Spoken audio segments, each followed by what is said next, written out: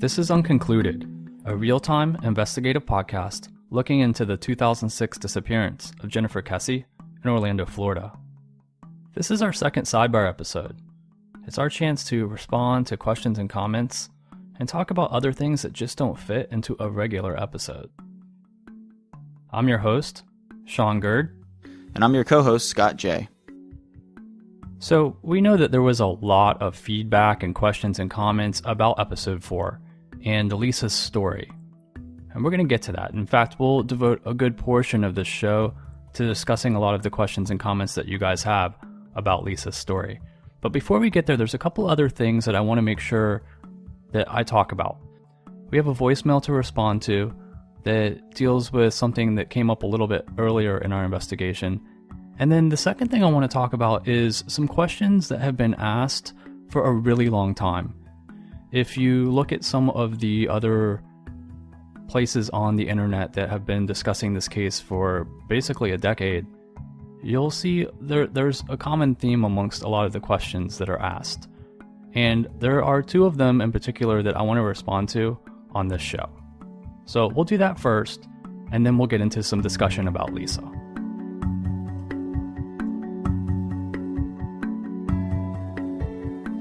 All right, we're going to go ahead and get this started now with a voicemail from Krista. Hi, my name is Kristen. I live in Birmingham, Alabama, and I'm a fan of the podcast and appreciate your work that you're doing. I just had a question. I wondered about DNA evidence or fingerprints that were in Jennifer's car right after it was found at the apartment complex. I was just wondering if that was tested, if there were any matches. And also wondering if that could be retested now since it's been so much time has passed. I just wondered if that was something they could, retest or put it through the system to see if there were any new matches. I enjoyed the podcast. Thanks so much. Bye. This is actually one of the few answers that we can get directly from the detectives that are working Jennifer's case. If you remember, over the course of the first few episodes, we occasionally played some audio from Drew Kesse, Jennifer's dad. And that audio was taken from the 10-year anniversary press conference that her parents had with the Orlando police. Now, most of the audio that we've played has been from Drew, but the police chief and the detectives also spoke. The lead detective on the case, Detective Sprague, mentioned this specific evidence directly. So I'm going to go ahead and play her audio for you. As Mr. Kesse indicated, DNA technology is ever evolving. The kits they use are ever evolving. The amount of DNA you need is ever evolving. So a lot of the testing that's been done can be redone with these new kits. So most of we're concentrating on Jennifer's vehicle. We think the answers probably lie there. So some of the things that they have tested and not been successful with, we want to resubmit to them based on evolving technology. So basically what you've heard there is that the Orlando police did go ahead and retest the things that they were able to pull from her car. Now, it wasn't much. It's my understanding that they had one latent print and a fiber, and that's pretty much it. But according to Detective Sprague, they did go ahead and retest that. But because we haven't heard anything from that, I think at this point we have to assume that not much came of that retest, or at least obviously nothing that they're willing to share with us. So I appreciate the question because certainly it was a good one, even though it appears that really not much came of it. Okay, now another question from Facebook, this one from Vivian. Joyce has stated when they arrived at Jennifer's condo that it was quote-unquote made clean. Did Logan and his friends clean the condo up before they left? Did they hire someone to come in and clean Jennifer's condo? This is one of those questions that I was talking about earlier that I've seen asked in different places that this case is discussed for a really, really long time.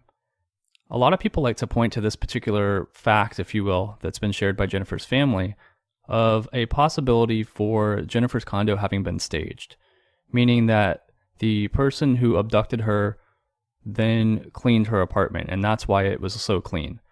So people have been asking for quite a while exactly what that meant by made clean.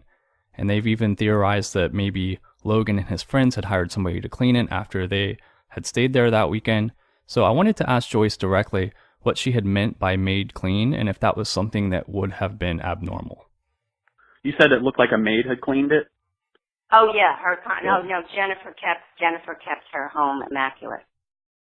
Okay, so she kept it like that all the time. Oh yeah. Okay.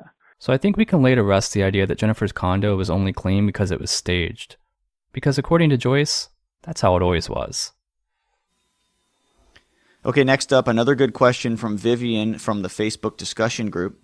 Was Jennifer's security alarm set when the Mosaic managers made their wellness check at the Kesse's request? Did Jennifer habitually set her security alarm? This is another question that's been asked for basically a decade, with no answers. Until now. No, she didn't have the alarm code. It did have an alarm system, but Jennifer didn't have the alarm code. One of the things that people don't realize is that in her condo complex, where on the wall that you would put your bed, there was an emergency call bell. So if something happened in the middle of the night, you could, pull the cord and it would activate to 911 and the police would come out.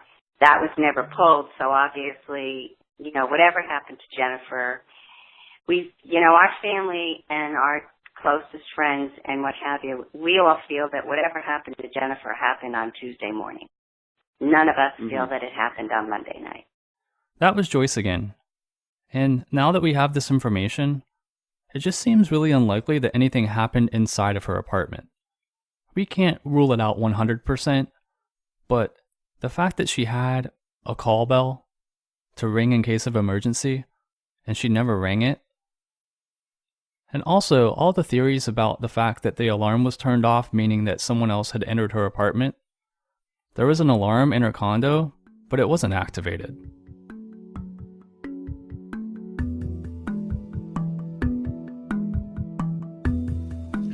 All right, so let's go ahead and move into the discussion about episode 4 and Lisa, who believes she saw Jennifer in a Tennessee jewelry store. We received a lot of feedback and questions about this one on social media and especially on the Facebook discussion group. Shaun, a lot of people are having issues with Lisa's story and the amount of detail she's able to remember from something that happened over 10 years ago. I know you've talked to her about some of these questions, so what can you fill us in on? You're right. We've received a ton of feedback about Lisa's story from episode 4. Some of you believe her story, and some of you don't at all. And this is pretty much what we expected. But it's one of those things that we had to consider as a possibility, even if it seemed unrealistic. Someone mentioned to us on Facebook that they were disappointed that the episode was devoted to this story, that they think we'd gotten sidetracked. Now, I responded on Facebook, but I also want to respond in general because I totally understand this comment. But what I told this person is, first, I don't consider this my podcast. It's all of ours. It's all of us together who can spread the awareness about Jennifer Kesse, and it's all of us together that have to work to figure out what else is out there. That means that every one of you needs the whole story as we go. What good does it do for us to sit on things? Now, that said, we're going to verify things to the best of our ability, and if it isn't credible, that's different. Do I think it's Jennifer that Lisa saw in Tennessee? To be honest, I probably don't. However, that doesn't mean it wasn't Jennifer, and it doesn't mean that I have the right to disregard it. There is absolutely no proof, other than Lisa's word, that the person in Tennessee was Jennifer. But at the same time, there isn't any proof that it wasn't. And that's the possibility that makes it worth sharing.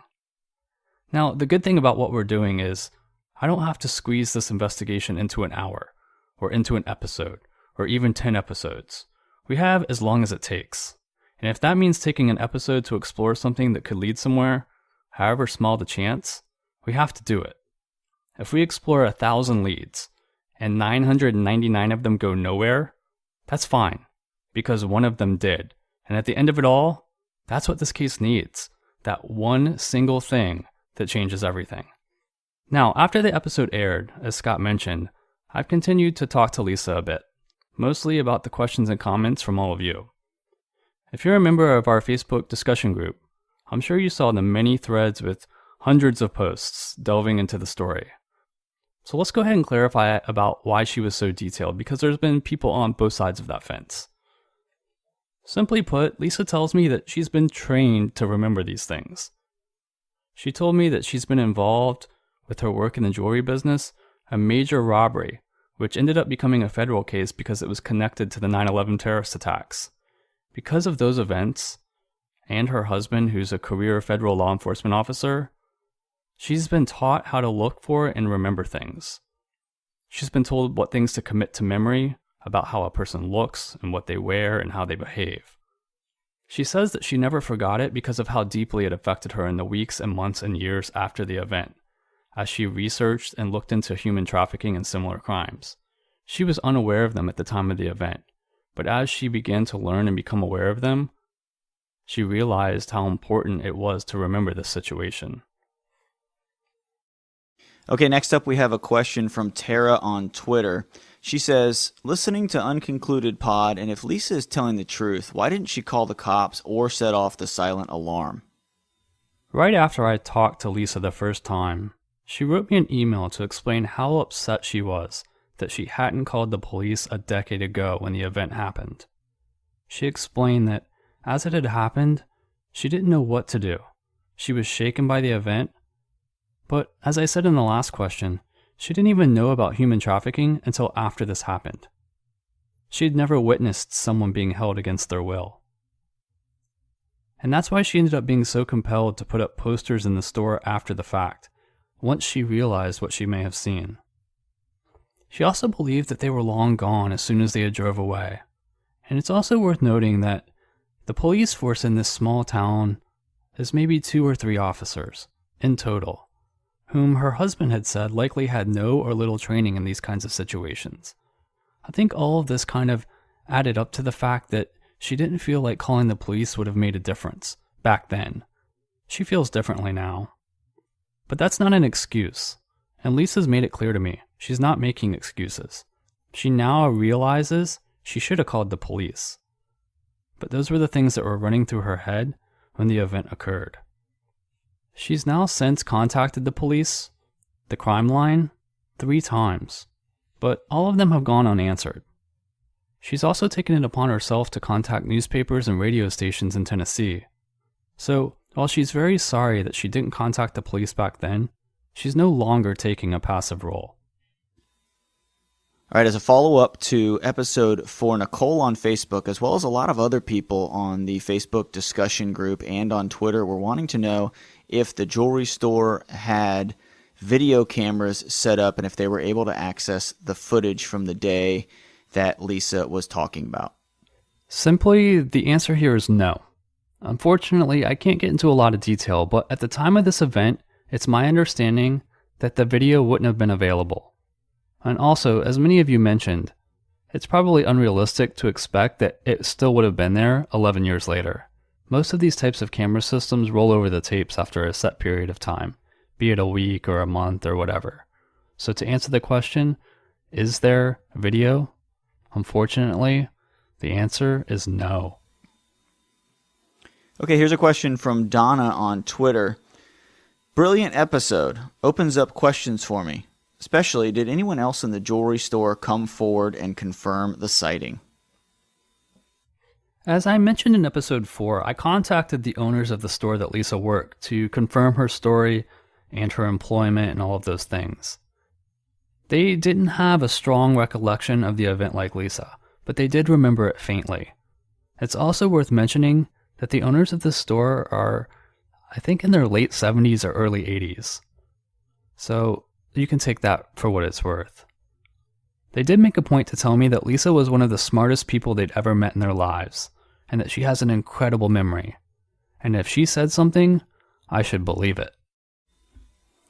Okay, wrapping up our thoughts here on the jewelry store incident, Vincent had an interesting comment on the Facebook page. He says, I can't for the life of me understand how the details of the encounter were so vivid, but the actual month/year eluded her memory. And of course, Shaun, you've talked to Lisa numerous times, and I wanted to get what her thoughts on this were. Well, we've already sort of mentioned about her memory, but I don't think that we mentioned that Lisa took notes. She wrote everything down that happened, and she wrote it all out. She told me that she talked to her husband and others that she'd shared the story with to help her confirm her memories, and she wrote out the entire event in detail before she called the crime line. So if you want to know why her story was so long and so detailed, that's why. She had it right there in front of her as she was talking to me on the phone. Why is the date unclear? Well, she didn't write it down until years after it had happened. Okay, Shaun, some more feedback that we've been getting on episode 4 is that there are some people out there that don't believe that Jennifer fits the profile of a human trafficking victim. What are your thoughts on that? I actually agree with a lot of you out there that hold this opinion. However, we've heard Jennifer's parents say that they believe it's a strong possibility. Quite simply, I don't think I can provide a good answer here, so I'm not going to. Instead, we're going to bring you a bonus episode this week, before we even get to episode 5, with an expert who can actually answer these questions with authority. So look for that later this week. All right, well, that's all the time that we have for the question and answers this week. We really appreciate everybody that is submitting questions via social media and the voicemail line. We will try to get to as many more as we can next week. Make sure you keep getting those questions in. Now, before we go today, there's a couple other things I wanted to get to. First, I want to make sure that everyone knows we aren't putting all of our eggs into one basket.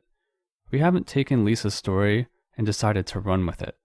It's just one of many different leads we're following up on. So while we may have shared that particular story on our last episode, that's not the only thing that we're working on. As you heard me mention earlier, we're going to be back with a bonus episode this week. I had a chance to talk to someone who is an expert in the area of human trafficking, and they're going to share some insight about this case, and they're going to share some insight that they have into that world. We'll be back with our regular episode next Sunday. Also, before we go, I want to make sure I give a huge shout out and thank you to Karen and to Christy. They become our first patrons on patreon.com, which we've just set up. If that's something that you might be interested in, you can visit unconcluded.com and click support. Lastly, on our Facebook page, people are always asking what other podcasts are out there that they can listen to. So we thought it might be interesting to share some other podcasts with you on our Sidebar episodes. So this week, we want to introduce you to a show called True Crime Fan Club. Here's the host, Lainey. Hey guys, it's Lainey, host of the True Crime Fan Club podcast. If you're a true crime addict like I am, then my podcast is for you.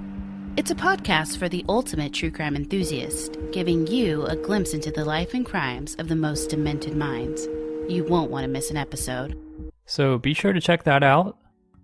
And remember, we'll have a bonus episode this week and be back with our regularly scheduled episode on Sunday.